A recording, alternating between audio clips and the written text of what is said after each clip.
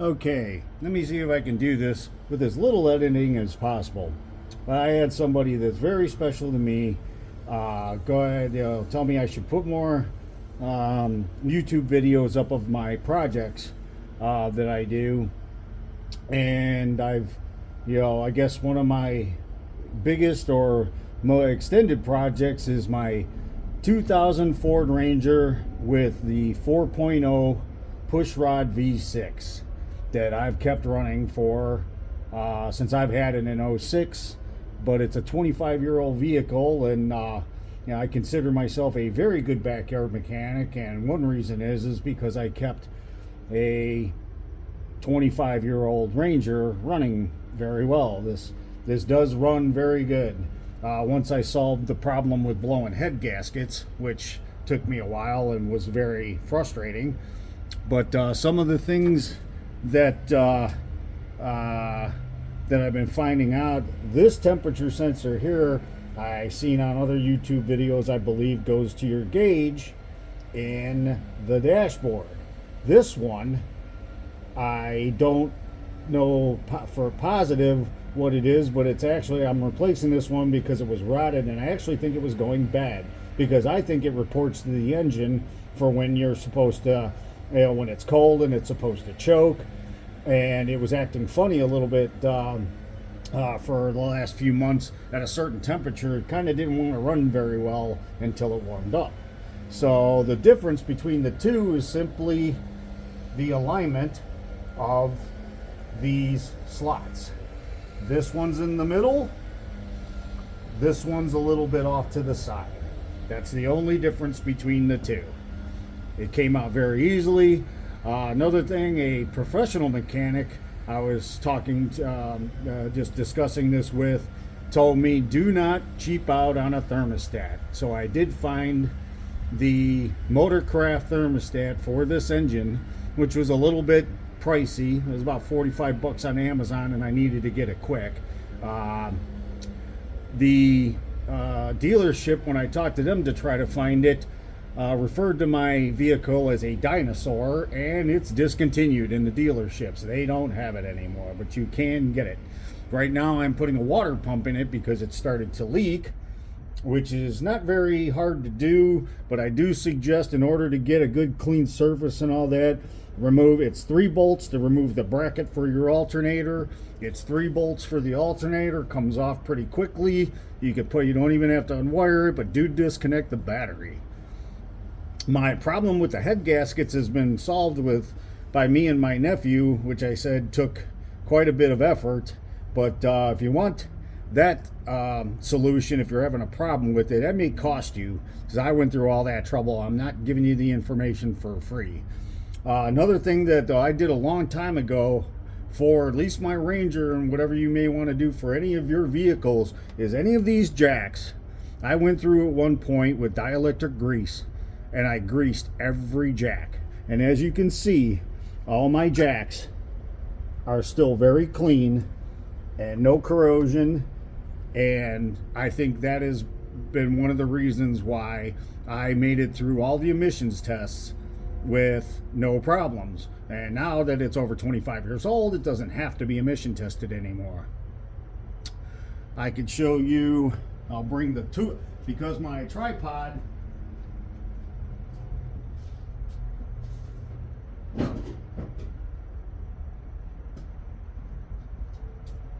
for this project, figure out, don't drop that. For this project, I decided to replace the fan because I'm starting to see pretty good sized cracks in the plastic, and I do not need my fan coming off and going into my radiator, which is relatively new. And the fan clutch is doesn't work as free, so I bought a new fan, and this came from Rock Auto, so I'm giving them some endorsements, and it is the exact replacement, and not cheap, but it looks to be well worth the money for what I'm trying to do to keep my truck running for a while. I'm not pulling my water pump out of the box, but the One from Rock Auto, which I got most of these parts. The thermostat from Rock Auto isn't coming yet, but I'll have a spare just in case. And I'm not going to wait till Tuesday. I want this thing running today. But the water pump looks identical. Looks like it'll bolt up perfectly. You got 12 bolts to it. They're luckily nothing broke. This came out pretty good. You're like me and you pay attention to detail. I cleaned up my water pump housing and painted it. I just did it yesterday, and so I may make sure the paint would dry by today. So hopefully that'll make it look so nice. And hopefully not leak. Also, when you get a part, when I bought the thermostat on Amazon, got it this morning, in the picture it had the gasket, but the thermostat came without the gasket. So I'm hoping I can get that separately at the parts store, or I'll just buy the cheapest one they got with a gasket. I brought my hose over, ran it into the engine, flushed out the radiator, flushed out, just put it in here, ran it out. I also ran it through, you manipulate this, it'll just either go through and back to the engine, or when it's activated, we'll go through your heater core. And I blew out the heater core, flushed it and blew it out. So right now, I believe the engine inside is very clean, coolant system wise. Also, just recently did an oil change. The oil came out dirty. I kind of don't do oil changes as frequently on this as, no 3,000 miles, not every 6 months. It's been a couple of years, probably, or more, but I'm probably just going to start doing it every year until it dies, or I give it away, or I junk it. I'm not going to show you the body on this thing is destroyed. It is very rusted. The bed's not even attached to the frame anymore, which I could probably do a little bit of a fix on it, but suspension wise, drivetrain,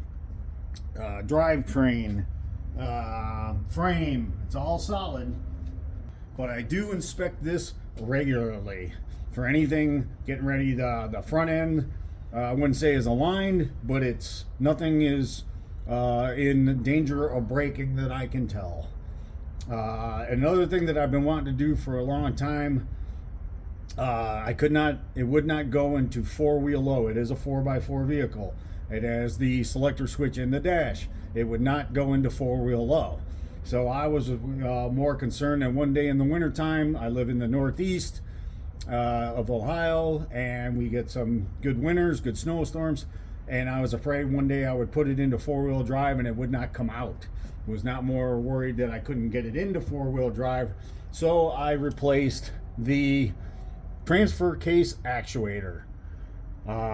It was not very difficult to get this out, but it wasn't that easy. It was available on Amazon. Not cheap, but as you can see, as the motor's rusting, I was actually wondering, I had a clunk when I put it into gear once in a while, and I was wondering, this may not have been putting, actually going back into 2-wheel low as far as it should have been. I'm hoping that will solve the problem with the new one.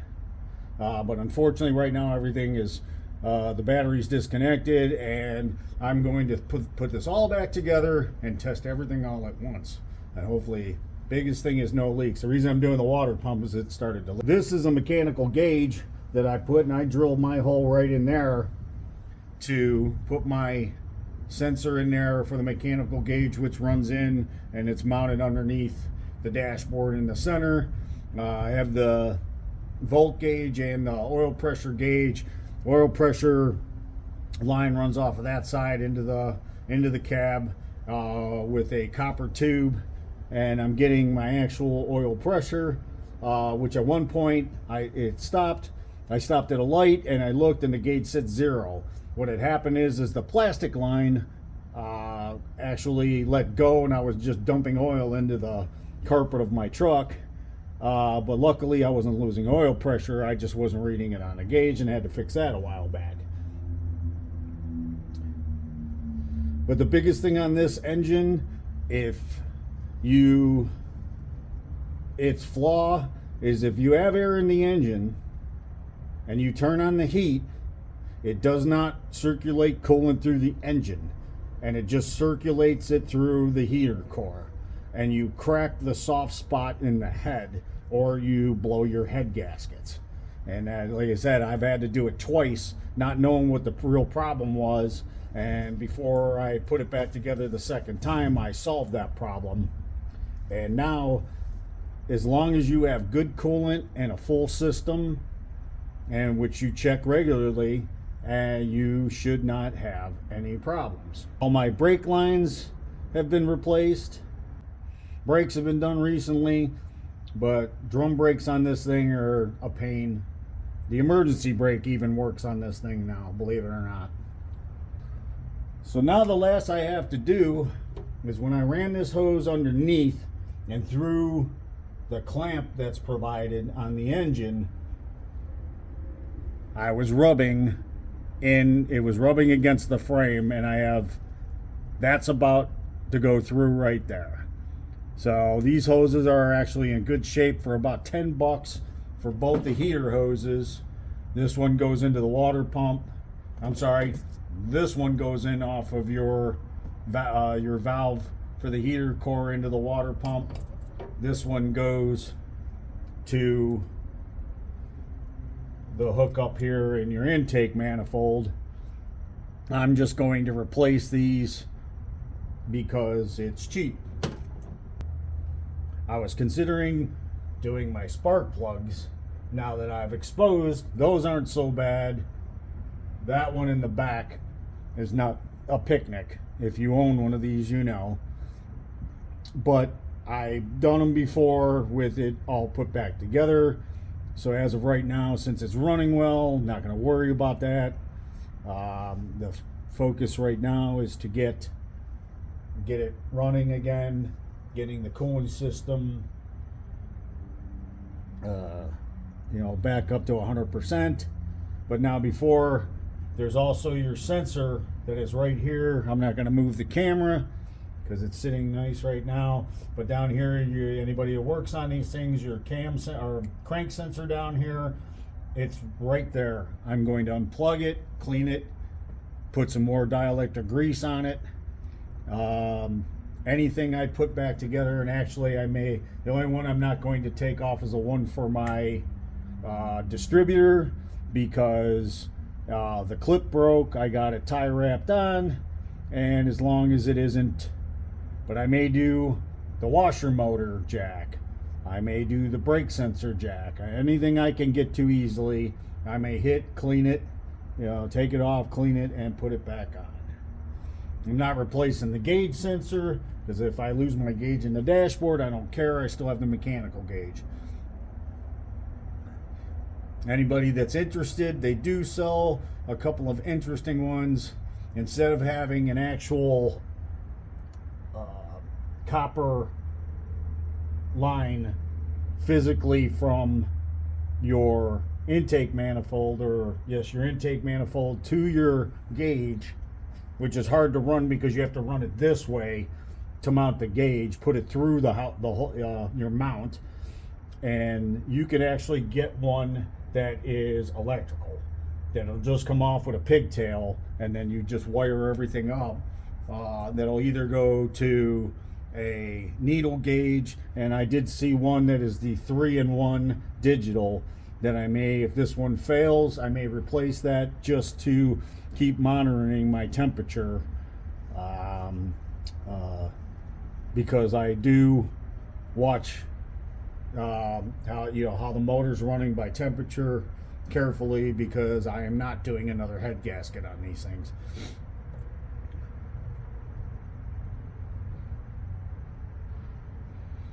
One of the few things about this engine that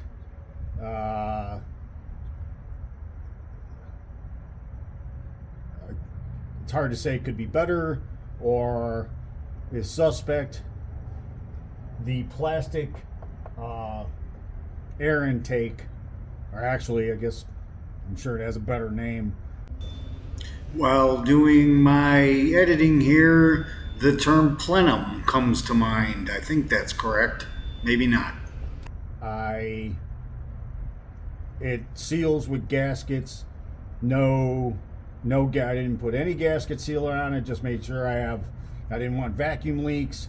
But as long as you go ahead and make sure everything's cleaned, lined up, it does. It's a pretty good solid plastic. It doesn't seem like it has any problems with cracking or anything where you'd start getting leaks. But anybody that works on vehicles know that vacuum leaks can cause you like nightmare problems. But as of right now, excuse me while I go knock on my bench. I don't believe I have any vacuum problems. You have several, as far as lubricating using the dielectric grease on your electrical connections, you have a main jack here for your harnesses that I believe it's mostly for all of your engine components. There's your harness here has a major bunch of wires that goes in on the top of your engine. I'm sure that's all along with your fuel injectors, all that. I'm not sure what this is. And you have another one inside here in your fender. It's a smaller jack, but that looks like that's mostly lights. This one over here basically goes to, I believe it's your connection that most of your wiring, it goes in your cab. But once again, having clean electrical connections definitely will keep things running well. Electrical issues are very hard to deal with. Anybody that works on vehicles, I'm sure, realizes that.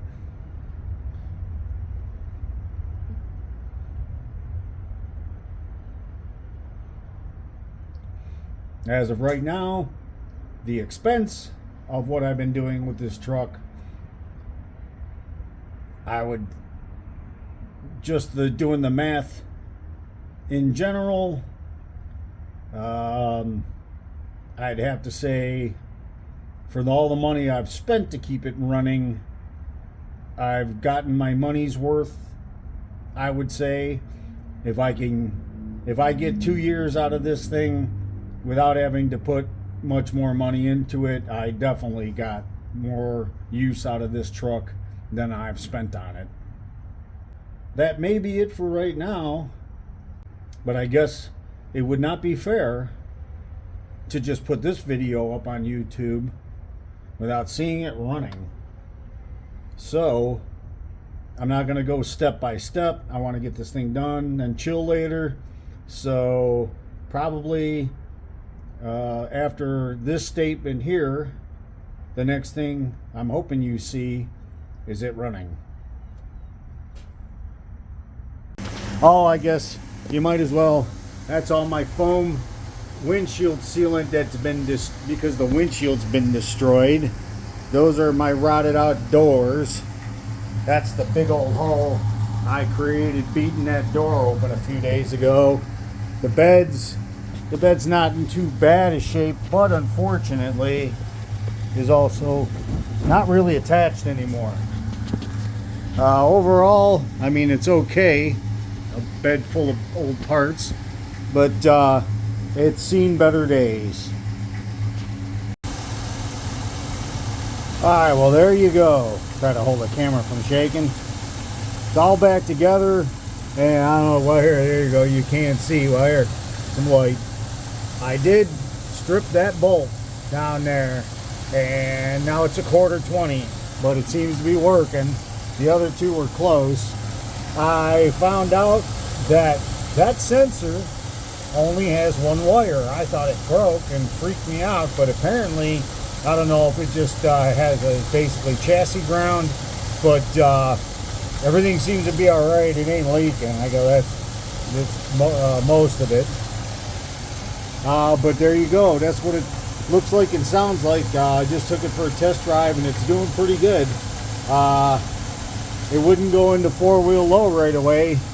but I guess it kind of had to rethink itself or basically work itself, break itself in a little bit. But I did manage to get it into 4-wheel low and out, and works in 4-wheel high, and now it's back in 2-wheel high, and I'm going to take it for one more longer test drive. But first I'm just going to let it sit here and check for leaks again real quick.